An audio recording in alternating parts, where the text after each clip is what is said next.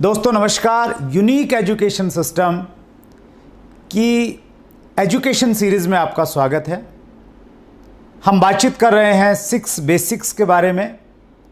पहला basic, use the product and promote the product and open अपनी दुकान। इसके बारे में मुकेश कोठारी जी ने बहुत विस्तार से बातचीत की और उससे मैंने ये सीखा कि जब हम प्रोडक्ट को इस्तेमाल करते हैं तो किस प्रकार हमारा कॉन्फिडेंस लेवल बढ़ता है।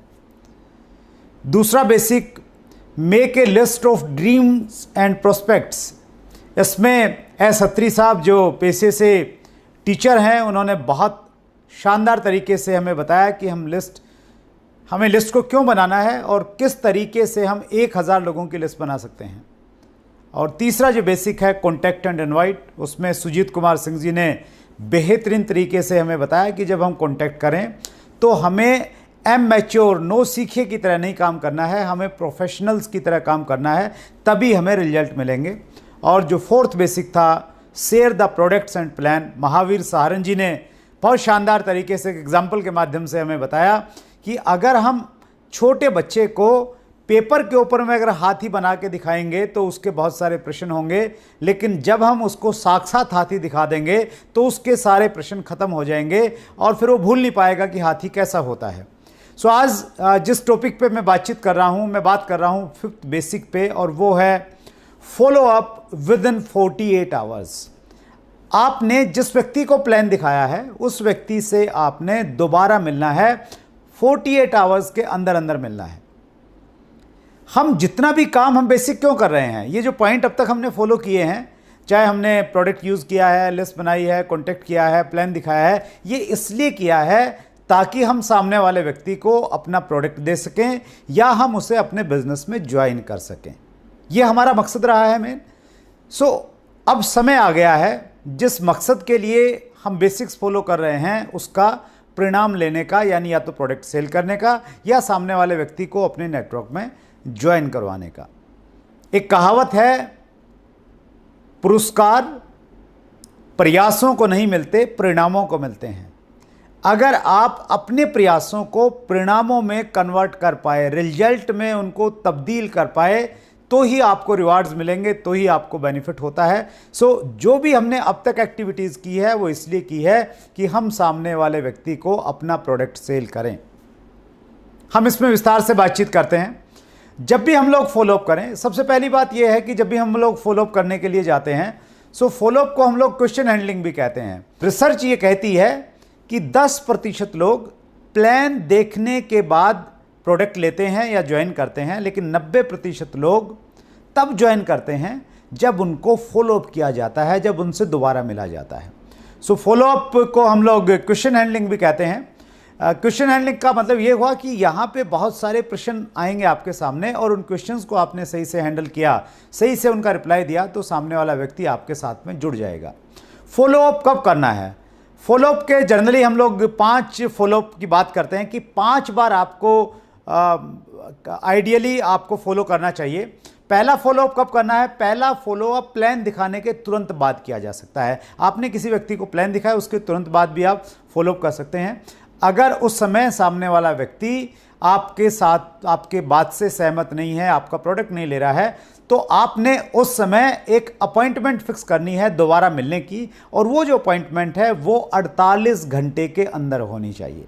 इसलिए हम इसे कहते हैं फॉलोअप विद इन 48 आवर्स। इसके पीछे बहुत सारी साइंस है, हम लोग उस साइंस में नहीं जाएंगे। बस आपने ये याद रखना है कि अगर आपने किसी को प्लान दिखाया तो 48 घंटे के अंदर अंदर आपने उस व्यक्ति से दोबारा संपर्क करना है। संपर्क करें, फॉलोअप आपका कंफर्म बुक हो। उसके लिए एक बड़ा अच्छा तरीका ये हो सकता है कि जब आपने उसको प्लान दिखाया उस समय आप फॉलोअप किट एक रखें अपने पास में, जिसमें कुछ लिटरेचर हो, कुछ बुक्स हो, प्रोडक्ट कैटलॉग हो सकता है, वो वहाँ पे आप छोड़िए उस नए साथी के पास में और आप कहिए कि ये आप देखिए, और प्रमोशन के साथ में वो चीज़ें वहाँ पे छोड़ के आइए और आप उनसे समय लीजिए कि मैं अभी तो थोड़ा जल्दी में हूँ, मैं दोबारा आपसे मिलूँगा, तो बताइए कल हम लोग मिलें या परसों मिलें। 2 ऑप्शन देके 48 आवर्स के अंदर अंदर आपने दोबारा फॉलोअप वहीं पर बुक कर लेना है। आप 48 आवर्स के बाद में मिले और उसके बाद में भी व्यक्ति अगर निर्णय नहीं ले पा रहा है तो आप परेशान मत होइए। अभी आपने 3 फॉलोअप और करने हैं, टोटल 5 फॉलोअप बताया गया है कि 5 फॉलोअप तक आपको करना चाहिए। आपने ध्यान रखना है कि जब भी आप किसी व्यक्ति से मिलने के लिए जा रहे हैं फॉलोअप में, या तो आप प्रोडक्ट सेल करके आएंगे, उसका केवाईसी लेके आएंगे, या नेक्स्ट कब मिलना है वो अपॉइंटमेंट की डेट और टाइम लेके आएंगे। दोनों में से एक चीज़ वापसी में आपके पास में होनी चाहिए। इस प्रकार से हम 5 फॉलोअप कर सकते हैं। जब हम लोग फॉलोअप करेंगे, फॉलोअप करते समय कुछ इंपॉर्टेंट पॉइंट्स है जिनका हमें हमेशा ध्यान रखना चाहिए। पहला पॉइंट है हैव पेशेंस। आपने धैर्य के साथ में बातचीत करनी है, उतावलापन मत दिखाइए, जल्दबाजी मत कीजिए। अक्सर जल्दबाजी में चीज़ें खराब हो जाती हैं। सो आप आराम से मिलिए, बातचीत कीजिए, पेशेंस रखिए अपनी बातचीत में। बी एंथुसियास्टिक, उत्साह में रहिए, एक्साइटमेंट में रहिए। आपको बोर नहीं होना है, आपको परेशान नहीं होना है कि आप तीसरे या चौथे फॉलोअप में जा रहे हैं और बंदा जो है बहुत पकाऊ है, बहुत सारे प्रश्न करता है, बहुत सारी क्वेरी करता है, बहुत नेगेटिव सी नेचर का है। आप जब भी मिले उत्साह में रहिए, क्योंकि एक लाइन मुझे बहुत अच्छी लगती है, selling is transfer of enthusiasm. अगर आप अपने एंथुजियाज्म को, अपने उत्साह को सामने वाले व्यक्ति में ट्रांसफर कर सकते हैं तो आप अपना प्रोडक्ट सेल कर सकते हैं। वो उत्साह आपका हमेशा बना रहना चाहिए। Do not over commit. आप जब फॉलोअप के लिए जाएं, कोई भी ओवर कमिटमेंट मत कीजिए, चाहे वो प्रोडक्ट के बारे में है, चाहे आप उसको किस प्रकार की सर्विसेज देंगे उसके बारे में है। ओवर कमिटमेंट करना मॉरली भी ठीक नहीं है, और अगर आपने कुछ मॉरल का ओवर कमिटमेंट किया और आप पूरा नहीं कर पाए तो वो आपके बिजनेस को कोलैप्स करने वाली चीज़ बन जाती है। तो fourth point is be honest. ईमानदार रहिए, ईमानदारी से बातचीत कीजिए। जिस प्रोडक्ट के जो परिणाम है वही परिणाम बताइए। और honesty is the best policy. ये हज़ारों साल पहले से रही है और ये आज भी वैसे ही काम करती है। इस दुनिया के जो बहुत बड़े बड़े सेल्स प्रोफेशनल्स हुए हैं, जो कामयाब नेटवर्क मार्केटिंग लीडर्स हुए हैं, उनकी एक खूबी मिलेगी, वो हमेशा ऑनेस्ट रहे हैं। उन्होंने ईमानदारी से काम किया, ईमानदारी से लोगों के साथ में बातचीत की। Do not ask open ended questions. आप फॉलोअप के टाइम में कुछ ओपन एंडेड क्वेश्चंस मत पूछिए। फॉर एग्जांपल, बहुत सारे लोग ये पूछते हैं कि तो सर आपको प्लान कैसा लगा, तो इसका वो कुछ भी जवाब दे सकता है। या आप कहते हैं कि तो फिर आपका क्या इरादा है। वही प्रश्न पूछिए जिनका रिप्लाई आपको पहले से ही मालूम है कि ये रिप्लाई आ सकता है। फॉर एग्जांपल, आप ये पूछ सकते हैं कि सर मैंने आपको 3 प्रोडक्ट के बारे में बताया, इन 3 में से आपको कौन सा प्रोडक्ट सबसे अच्छा लगा। तो शायद वो तीनों में से एक आपके सामने रखेगा। तो इस प्रकार के प्रश्न पूछिए जिनका पहले से ही उत्तर निर्धारित है। आपकी सीनियर अपलाइन इस बारे में आपकी सहायता करेगी। Do not be emotional. जब आप फॉलोअप में जाते हैं, इमोशनल मत बनिए, भावुक मत बनिए कि वो आपका प्रोडक्ट नहीं ले रहा है, वो आपकी बात नहीं मान रहा है और आप तो इतनी उससे उम्मीद रखते थे। तो इमोशनल मत बनिए। ये जस्ट आपका एक काम है, आप अपना काम करने के लिए गए। आपके पास में एक बहुत बड़ी अपॉर्चुनिटी है, ऊपर वाले ने आपको मौका दिया है जिन लोगों की ज़िंदगी बदलने के लिए। और अगर उसकी किस्मत अच्छी नहीं है तो शायद वो आपकी इस अपॉर्चुनिटी को देख नहीं पा रहा है, तो उसमें भावुक मत होइए। Do not argue. बहस मत कीजिए, आर्गुमेंट में मत जाइए। हमारा मकसद किसी व्यक्ति को हराना नहीं है। हम कोई कोर्ट में नहीं है कि हम दलील देके सामने वाले को हराएंगे। हमारा मकसद है सामने वाले व्यक्ति को बिजनेस में लेना या उसको प्रोडक्ट देने जिससे उसकी हेल्थ बेटर रहे। अगर सामने वाला कैसा भी प्रश्न पूछ रहा है, वो प्रश्न बचकाना हो सकता है, वो बेवकूफ़ी वाला प्रश्न होता है, तो आपने उसका मजाक नहीं उड़ाना है। आपने आर्ग्यूमेंट करने से हमेशा बचना है, क्योंकि आर्ग्यूमेंट में आप जीत जाएंगे तो आपका जो परिणाम है, आपका जो मेन ऑब्जेक्ट है, वो ऑब्जेक्ट आपका पूरा नहीं होने वाला है। Have a proper business kit.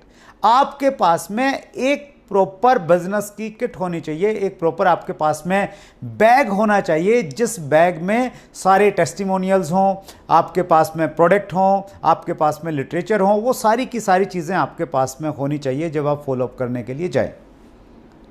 Next part है फ्रीक्वेंट रिस्पॉन्स स्टेटमेंट्स। जब भी आप किसी व्यक्ति से मिलेंगे तो एक तरह की स्टेटमेंट्स आपको मिलने वाली हैं, उसके लिए आपने प्रिपेयर रहना है। अगर ऐसी ऐसी बातें लोग आपसे पूछते हैं तो आप बिल्कुल परेशान मत होइए, क्योंकि आपको मालूम है कि ऐसी ही बातें सामने वाले लोग करने वाले हैं। क्या स्टेटमेंट्स होंगी? लोग कहेंगे आई डोंट हैव मनी, मेरे पास में 100 रुपया भी नहीं है सामान खरीदने का। आपको मालूम है उनके पास में पैसा है और वो बहुत सारा पैसा ऐसे ही उड़ा देते हैं, लेकिन आपने उससे आर्ग्यू नहीं करना है, आपने पेशेंस के साथ में बातचीत करनी, उसको आगे बढ़ाना है अपने तरीके से। लेकिन ये मान के चलिए कि लोग ऐसे ही स्टेटमेंट आपके सामने देंगे, आई डोंट हैव टाइम, मेरे पास में समय नहीं है बिल्कुल भी। लोग ऐसा बोलेंगे, आपने ये नहीं कहना है कि आपके पास में तो बहुत सारे समय हैं, जब इतना व्यस्त होने के बावजूद मैं टाइम निकाल सकता हूं, तो आप भी निकाल सकते हैं।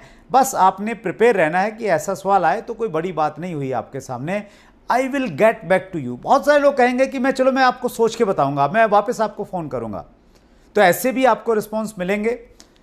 लोग कहेंगे प्रोडक्ट्स आर कॉस्टली, जो सामान है वो बहुत महंगा है, इतना महंगा सामान मैं नहीं खरीद सकता।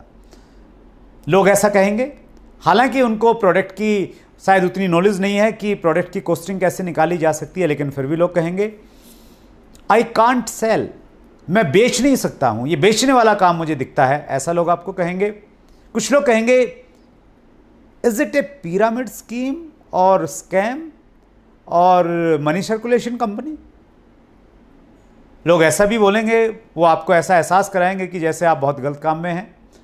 लोग आपको ये भी बोलेंगे कि मैं मेंबर नहीं बना सकता, ये मेंबर बनाने का काम नहीं मेरे से होगा, बाकी सब कुछ ठीक है, आपका प्रोडक्ट ठीक है, सब कुछ बढ़िया, मैं सब कुछ मान रहा हूं, लेकिन ये जो लोगों को जोड़ने वाला काम है ये मेरे से नहीं होगा। कुछ लोग कहेंगे, सीधा बोलेंगे कि मैं इंटरेस्टेड नहीं हूं, ऐसे कामों के लिए मैं इंटरेस्टेड नहीं हूं। सो ये इस प्रकार की जो स्टेटमेंट हैं ये आपको मिलने वाली हैं, इसके लिए प्रिपेयर रहिए। हर स्टेटमेंट का कैसे आपको रिप्लाई करना है वो हम आगे के सेशन में बताएंगे, लेकिन ये सोचिए, प्रिपेयर रहिए हमेशा इस चीज़ के लिए कि इस प्रकार की स्टेटमेंट आपके सामने आने वाली है। अब इन स्टेटमेंट्स का जवाब कैसे देना है, how to handle questions. Question handling की मैं कुछ टेक्निक्स आपको बताऊंगा, लेकिन उनमें जो सबसे पावरफुल टेक्निक है जिसको मैं बहुत इस्तेमाल करता हूं, और ऐसा लोग कहते हैं कि मेरा लोगों के साथ में व्यवहार थोड़ा एवरेज रहता है, ठीक ठाक रहता है। अगर वो रहता है तो इसलिए रहता है क्योंकि मैं एक टेक्निक का बहुत इस्तेमाल करता हूं, और वो टेक्निक है use feel felt found technique. ये बहुत पावरफुल टेक्निक है। फील फेल्ट फाउंड टेक्निक ये बताती है कि सामने वाला कोई भी स्टेटमेंट दे या कोई भी क्वेश्चन आपसे करता है तो आपने उसका विरोध नहीं करना है, आपने उसकी बात से सहमति जतानी है, फील करना है, महसूस करना है उसकी बात को कि यस यू आर राइट, आप सही कह रहे हैं। अगर सामने वाले ने कहा कि मेरे पास में पैसा नहीं है, तो आपने क्या कहना है, आप बिल्कुल सही कह रहे हैं सर, मेरा भी यही मानना था। जब मेरे सामने ये बिजनेस रखा गया और मुझे कहा गया कि आप ये पेस्ट लीजिए 40 रुपए का, तो मैंने कहा था कि सर मेरे पास तो 40 रुपए भी नहीं है। तो आपने फील करना है। सामने वाला कहता है मेरे पास में टाइम नहीं है, तो आपने कहना बिल्कुल सही कहा सर आपने, मुझे भी ऐसा लगता था मेरे पास में टाइम नहीं है, और मेरे पास टाइम था भी नहीं सर। कुछ भी सामने वाला व्यक्ति बोलता है, वो कहता है कि क्या ये स्कीम है, तो आपने कहना आपने बिल्कुल सही बात की है सर, मुझे भी ऐसे ही लगता था इन सब चीज़ों को लेके ये स्कीम है। सो सबसे पहले वो कुछ भी बोले, आपकी पहली लाइन ये होनी चाहिए, आपने बिल्कुल सही कहा सर, मैं भी ऐसा ही सोचता था, और कहीं ना कहीं आप ऐसा सोचते थे। फेल्ट ये है, सामने वाले ने कहा कि मेरे पास में पैसे नहीं है, आई डोंट हैव मनी, आप कहिए कि आप बिल्कुल सही कह रहे हैं सर, मुझे भी ऐसा लगता था कि मेरे पास में पैसे नहीं और मेरे पास में पैसे थे भी नहीं, फिर मैंने ये देखा कि ये मेरे पास में जब अपॉर्चुनिटी है और इसमें मैं अगर प्रोडक्ट इस्तेमाल करके, ये प्रोडक्ट अच्छे लगेंगे, एक ही तो प्रोडक्ट लेना है, और अगर वो अच्छा लगेगा तो मैं दूसरे प्रोडक्ट लेके अगर इसको बिजनेस अपॉर्चुनिटी के रूप में बनाऊंगा, तो मैंने ये फाउंड कि मेरी पैसों की समस्या ज़िंदगी भर के लिए ख़त्म हो सकती है। सो ये बेहतरीन टेक्निक है। फील पहले उसके साथ में रिलेट करना है, फेल्ट फिर आपने ये कहना है कि फिर मैंने गहराई में गया, मैंने तथ्यों में मैं गया, लॉजिक्स मैंने देखे, लॉजिक्स आप दीजिए फेल्ट में, और फाउंड, फिर फाइनली आपने पाया कि मेरी उस समस्या का समाधान यहीं से निकल सकता है। नेटवर्क में भी जब आपके सामने लोग मिलते हैं, वो कोई भी सजेशन लेके आए, कुछ भी आपसे बोलें, तो आप वहाँ पे भी इस टेक्निक का इस्तेमाल कर सकते हैं। मैं बहुत ज़्यादा इस्तेमाल इसको करता हूँ। सेकंड जो तरीका है क्वेश्चन हैंडल करने का, वो है शेयर ऑथेंटिक डाटा। आपके पास में कुछ ऑथेंटिक आंकड़े होने चाहिए, डाटा होना चाहिए। अगर वो डाटा आप शेयर करते हैं सामने वाले व्यक्ति से, तो सामने वाला व्यक्ति उस डाटा से और जिस ऑर्गेनाइजेशन का वो डाटा है उससे वो प्रभावित होता है, वो हमारी बात से प्रभावित नहीं होता। क्योंकि हमेशा ये कहा जाता है कि जब हम किसी से बातचीत करते हैं तो हम सेकंड पार्टी हैं, सामने वाला फर्स्ट पार्टी है, और फर्स्ट पार्टी और सेकंड पार्टी में कहीं ना कहीं एक ईगो क्लैश होता है। लेकिन जब हम कोई थर्ड पार्टी लेके आते हैं बीच में, कोई तीसरा व्यक्ति बता रहा होता है, सो अब ईगो क्लैश नहीं होता है और तीसरे व्यक्ति की बात जल्दी समझ में आती है। सो आप डाटा शेयर कीजिए। जब आप डायरेक्ट सेलिंग के बारे में बातचीत कर रहे हैं तो आप बताइए कि सर, डायरेक्ट सेलिंग का जो ग्लोबल टर्नओवर है वो लगभग $1,90,000 का था 2018 में, और इतना बड़ा जो ये नेटवर्क है, इतना बड़ा जो टर्नओवर है, इस टर्नओवर में सबसे ज़्यादा $35,000 अमेरिका का है और हिंदुस्तान की भागीदारी मात्र $1,518 की है। सो अगर हम ये डाटा देखते हैं तो हम पाते हैं कि हमारे देश में डायरेक्ट सेलिंग का बहुत उज्जवल भविष्य है। और ये जो डाटा मैं आपको शेयर कर रहा हूं सर, ये world federation direct selling association के आंकड़े हैं और WFDSA.org ये इसकी वेबसाइट है, आप इस पर भी जाके आप चेक कर सकते हैं। सो जब आप इस प्रकार से उस डाटा का सोर्स उसको बताते हैं, उस ऑर्गेनाइजेशन के बारे में बताते हैं, तो सामने वाला व्यक्ति उस थर्ड पार्टी से बेटर तरीके से समझ सकता है। सो ये बहुत इफेक्टिव टेक्निक है, स्पेशली जो लोग पढ़े लिखे लोग हैं, थोड़ा एजुकेटेड लोग हैं, डाटाज में बात करते हैं, डाटाज की भाषा समझते हैं, उनसे आप इस तरीके से अच्छे तरीके से बात कर सकते हैं। तीसरी टेक्निक है answer questions by asking questions. बहुत बार सामने वाला व्यक्ति आपको कुछ सवाल पूछेगा और आप याद रखिए, हर सवाल का आप जवाब नहीं दे पाएंगे। बहुत बार उस सवाल में से एक सवाल पूछना भी एक जवाब हो सकता है, हर जगह अप्लाई नहीं होगा।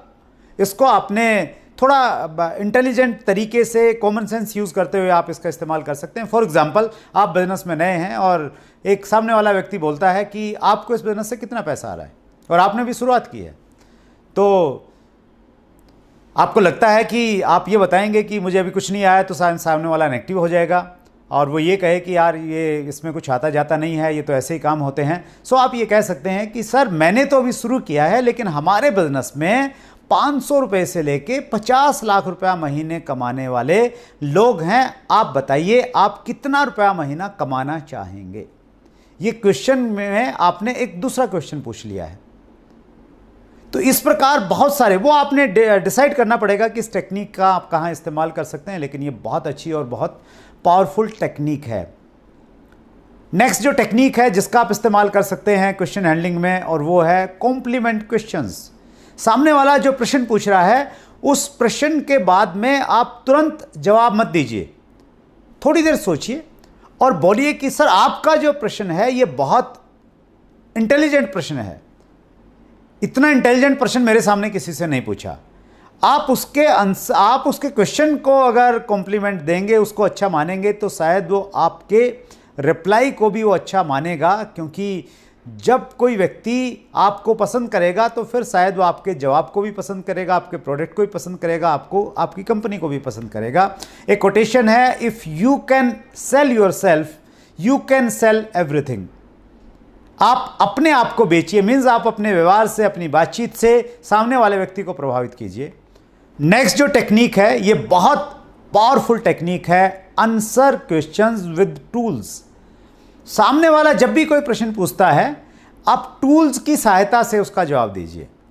फॉर एग्जाम्पल, सामने वाला पूछता है कि आपके प्रोडक्ट की क्वालिटी में मुझे डाउट है, आपकी क्वालिटी कैसी है?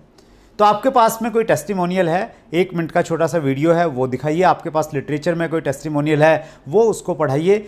इस प्रकार से आप लिटरेचर का यूज़ कर सकते हैं। सामने वाला व्यक्ति कोई प्रश्न कहता है कि क्या इस बिज़नेस में लोग ज़्यादा पैसा कमाने वाले लोग हैं, तो आप कहिए कि सर, बहुत अच्छा प्रश्न आपने पूछा है। हमारे यहाँ पे एक प्रोग्राम रहता है हर संडे को सुबह 11 बजे, और वो प्रीमियर प्रोग्राम रहता है यूट्यूब के ऊपर में, हमारा चैनल है, तो मैं आपको उसका लिंक भेजूंगा, आपको रिमाइंडर करवाऊंगा। उस प्रोग्राम को अगर आप अटेंड करेंगे सर, आपके इस प्रश्न का जवाब वहाँ पे मिल जाएगा। आपने जो प्रश्न पूछा है, मैं शायद उसका जवाब नहीं दे सकता।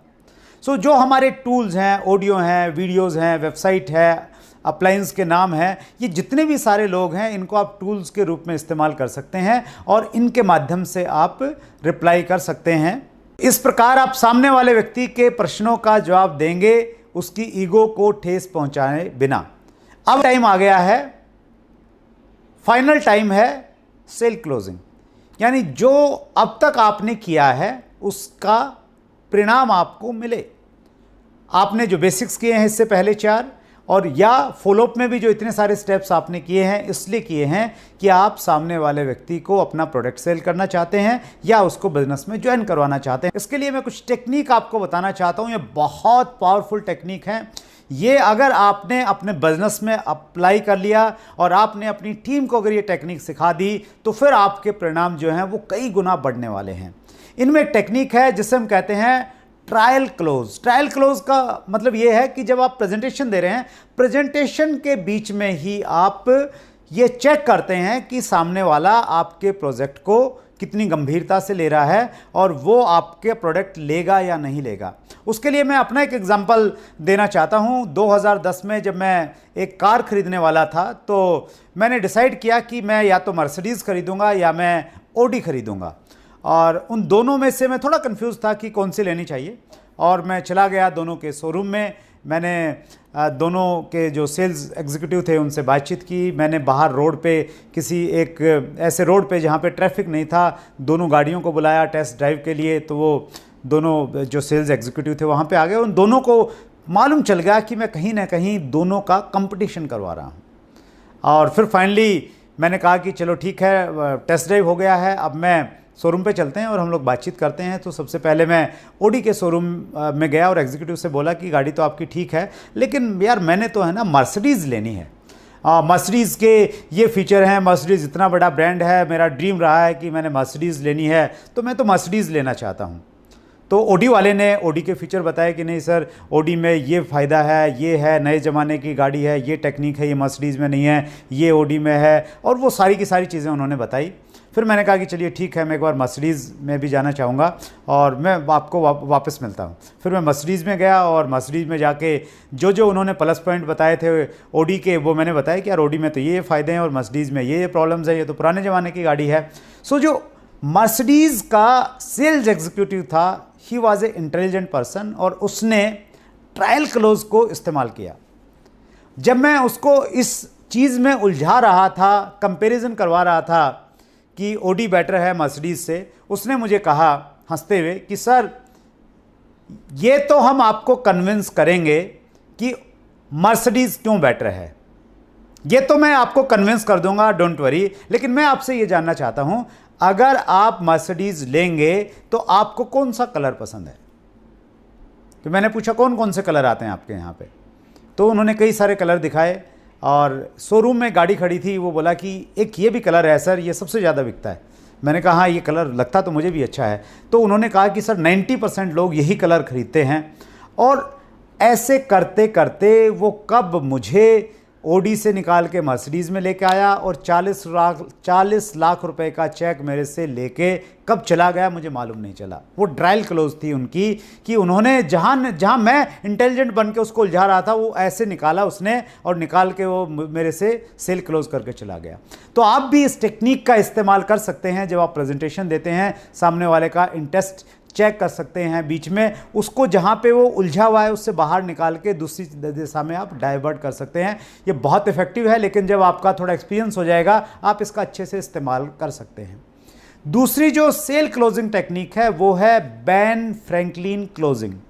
बेन फ्रैंकलिन ने एक बहुत अच्छा आइडिया दिया है और बेन फ्रैंकलिन का आइडिया ये कहता है कि जब आप सामने वाले व्यक्ति को कोई प्रोडक्ट सेल कर रहे हैं और सामने वाला व्यक्ति कंफ्यूज है, उसको लगता है कि यार लूँ नहीं लूँ, कोई नुकसान तो नहीं हो जाएगा, उस समय आप क्या कीजिए, एक पेपर लीजिए, पेपर में एक लाइन लगाइए, उसको 2 पार्ट में डिवाइड कर दीजिए और एक साइड में लिखिए फ़ायदे और दूसरी साइड में लिखिए नुकसान, कि अगर वो प्रोडक्ट लेता है तो उसको क्या क्या फ़ायदे होंगे, अगर वो प्रोडक्ट नहीं लेता है तो उसको क्या नुकसान होंगे। यानी अगर वो प्रोडक्ट ले लिया, फॉर एग्जांपल उसने 1000 रुपये का प्रोडक्ट लिया तो उसको क्या क्या फ़ायदे हो जाएंगे, और 1000 रुपये का जो प्रोडक्ट लिया है वो प्रोडक्ट लेने से उसको नुकसान क्या हो जाएगा, या अगर उसने ज्वाइन कर लिया तो क्या क्या फ़ायदे हो जाएंगे, अगर उसने ज्वाइन कर लिया तो नुकसान क्या हो जाएगा उससे। तो बेन फ्रैंकलिन ये कहते हैं कि जब आप पेपर के ऊपर में सामने वाले को नंबर्स के साथ में बताते हैं कि देखिए आप ये प्रोडक्ट इस्तेमाल करेंगे तो इससे फ़ायदा आपको ये होगा कि आपको ओरिजिनल प्रोडक्ट मिलेंगे, दूसरा फ़ायदा ये होगा कि आपको बाज़ार से थोड़ा कम रेट में मिलेंगे और इंटरनेशनल लेवल की क्वालिटी के प्रोडक्ट मिलेंगे, तीसरा फ़ायदा ये होगा कि अगर आप इसको रिटेल करेंगे तो आपको एक रिटेल मार्जिन मिलेगा, चौथा बेनिफिट ये होगा कि आप इसको एक बिजनेस अपॉर्चुनिटी के रूप में भी इस्तेमाल कर सकते हैं। सो जब आप फ़ायदे की लिस्ट गिनाएंगे तो वो लिस्ट बहुत लंबी हो जाएगी, और जब नुकसान की लिस्ट गिनाएंगे तो नुकसान शायद कुछ होगा नहीं, या ज़्यादा से ज़्यादा ये होगा कि भाई ये 1000 रुपये के प्रोडक्ट जो हैं ये ख़राब निकल गए और आपको 1000 रुपये का नुकसान होगा तो बस यही हो सकता है ज़्यादा से ज़्यादा। तो जब आप पेपर पे किसी व्यक्ति को ये बताते हैं तो सामने वाले व्यक्ति को निर्णय लेने में आसानी होती है और उसको लगता है कि यार प्रॉफिट ज़्यादा है, फ़ायदे ज़्यादा हैं, नुकसान तो बहुत कम है, और इतना चलो मान लिया नुकसान हो भी जाएगा तो मैं इतना रिस्क ले सकता हूँ। सो ये बहुत इफेक्टिव टेक्निक है, बहुत पुरानी टेक्निक है लेकिन आज भी काम करती है। तीसरी जो टेक्निक है उससे हम कहते हैं पॉइंटेड क्लोजिंग।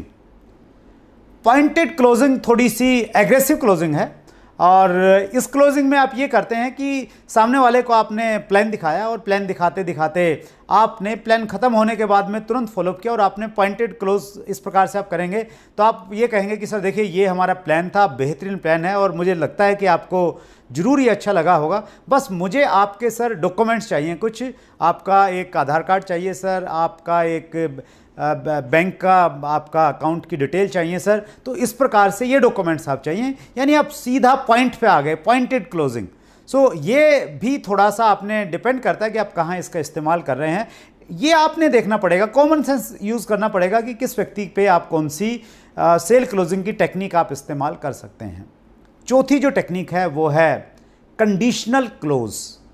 कंडीशनल क्लोज में ये रहता है, देखिए सामने वाला व्यक्ति चाहे 100 रुपये का प्रोडक्ट ले या 10,000 रुपये का प्रोडक्ट ले, वो कहीं ना कहीं डाउटफुल है कि मुझे नुकसान तो नहीं हो जाएगा, कहीं मैं लुटपिट तो नहीं जाऊंगा। तो उस प्रकार का एक नेचुरल एक वो डाउट क्रिएट होता है जब हम भी कोई प्रोडक्ट लेते हैं तो हमारे पास में भी हमारी भी यही स्थिति होती है। सो यहाँ पे आप कंडीशनल क्लोजिंग का इस्तेमाल कर सकते हैं। कंडीशनल क्लोजिंग कैसे, आप ये कह सकते हैं कि सर ये प्रोडक्ट आप रखिए, इसको इस्तेमाल कीजिए, और अगर आपको ये प्रोडक्ट पसंद नहीं आया तो मैं 2 दिन के बाद मैं दोबारा आपसे मिलूंगा, उस समय आप ये प्रोडक्ट मुझे वापस दे दीजिएगा और मैं आपका पैसा रिटर्न कर दूंगा आपको। तो ये कंडीशनल क्लोजिंग है, आपने प्रोडक्ट दिया, इस कंडीशन पे दिया कि अगर इस्तेमाल नहीं हुआ तो आप वापस ले लेंगे। सो सामने वाला फिर आपके साथ आपका प्रोडक्ट ले लेता है। और जो लास्ट टेक्निक है ये भी बहुत इंपॉर्टेंट टेक्निक है, और डायरेक्ट सेलिंग में स्पेशली हम लोग इसका बहुत इस्तेमाल करते थे, मैं बहुत इस्तेमाल करता था, और इस टेक्निक को कहते हैं do not miss the opportunity close. यानी हम सामने वाले को ये बताते हैं कि अगर आज आप मेरे साथ में जुड़ गए तो आपको क्या फ़ायदा होने वाला है, और वो फ़ायदा क्या होगा। शायद आपने पहले कुछ लोगों से बातचीत कर रखी है, वो लोग ऑलमोस्ट तैयार हैं ज्वाइन करने के लिए, लेकिन उन्होंने अपना KYC नहीं दिया है। तो आप ये कह सकते हैं कि सर मेरी एक व्यक्ति से बात हो रखी है, उसने ज्वाइन करना है, उसके KYC मेरे पास में भी आने वाले हैं, आप अगर इसी समय मुझे अपना KYC दे देंगे तो उस व्यक्ति को मैंने स्पॉन्सर करना है, उसको मैं आपके नीचे स्पॉन्सर कर सकता हूं। ये एक टेक्निक है, इसका इस्तेमाल आप कर सकते हैं, और इस मामले में स्पेशली पर्टिकुलर इस टेक्निक में आप अपने अपलाइन से भी काउंसलिंग कर सकते हैं। सो ये जो टेक्निक है सेल क्लोजिंग की टेक्निक, ये बहुत इफेक्टिव टेक्निक है। लोग 10 रुपये का प्रोडक्ट बेचते हैं या 10 करोड़ का प्रोडक्ट बेचते हैं, इन टेक्निक में से किसी न किसी टेक्निक का इस्तेमाल किया जाता है। और मैंने अगर आज बहुत बड़ा नेटवर्क बनाया है तो कहीं ना कहीं इन्हीं सब चीज़ों का किसी न किसी रूप में मैंने इस्तेमाल किया है। मुझे उम्मीद है कि आपको ये टेक्निक्स अच्छी लगी होंगी, और कोई भी चीज़ अगर आपको अच्छी लगती है लेकिन अगर आपने उसको अप्लाई नहीं किया है, आप उसको व्यवहार में नहीं लेके आ रहे हैं, आप उसका इस्तेमाल नहीं कर रहे हैं, तो वो सारी की सारी चीज़ें आपके लिए व्यर्थ हो जाती हैं। एक कोटेशन है, knowing and not doing is equal to not knowing. यानी जानना और नहीं करना का मतलब है नहीं जानना, यानी आपने कुछ जाना ही नहीं है। सो इन टेक्निक को आप अप्लाई कीजिए, अपनी टीम में इसके बारे में बातचीत कीजिए, और यूनिक एजुकेशन सिस्टम की तरफ से जो ये एक बेहतरीन कार्यक्रम चल रहा है एजुकेशन की सीरीज़, इसको आप फॉलो करते जाइए। बेसिक्स हम लोग कंप्लीट करने वाले हैं, उसके बाद हम कोर पे बातचीत करेंगे, हम लोग कार्डिनल पे बातचीत करेंगे। और जैसे ही आपको मालूम है कि सोमवार से शनिवार तक हर रोज़ 7 बजे हमारा एक ट्रेनिंग प्रोग्राम रहता है और संडे को एक बड़ा कार्यक्रम हम लोगों का रहता है। एक शानदार लीडर्स एक सेमिनार लेता है आपके लिए, 11 बजे का उसका टाइमिंग रहता है। और अब तक अगर आपने यूनिक एजुकेशन सिस्टम चैनल को अगर सब्सक्राइब नहीं किया है तो इतनी सारी इन्फॉर्मेशन आपको मिलेंगी कैसे। सो सब्सक्राइब कीजिए, अपनी टीम को सब्सक्राइब करवाइए, बेल आइकन दबा दीजिए ताकि सारी इन्फॉर्मेशंस आपके पास में आए। मैं यूनिक एजुकेशन सिस्टम का बहुत धन्यवाद करता हूं और जो हमारे प्रेसिडेंट हैं मुकेश कोठारी सर, उनका धन्यवाद करता हूं। पहले जिन स्पीकर्स ने 4 बेसिक्स के बारे में बातचीत की, मुकेश कोठारी सर उनमें स्वयं थे, अत्री साहब उसमें थे, सुजीत कुमार सिंह थे और महावीर साहरन जी थे। मैं उनका आभार प्रकट करता हूँ। थैंक यू वेरी मच, बहुत बहुत धन्यवाद।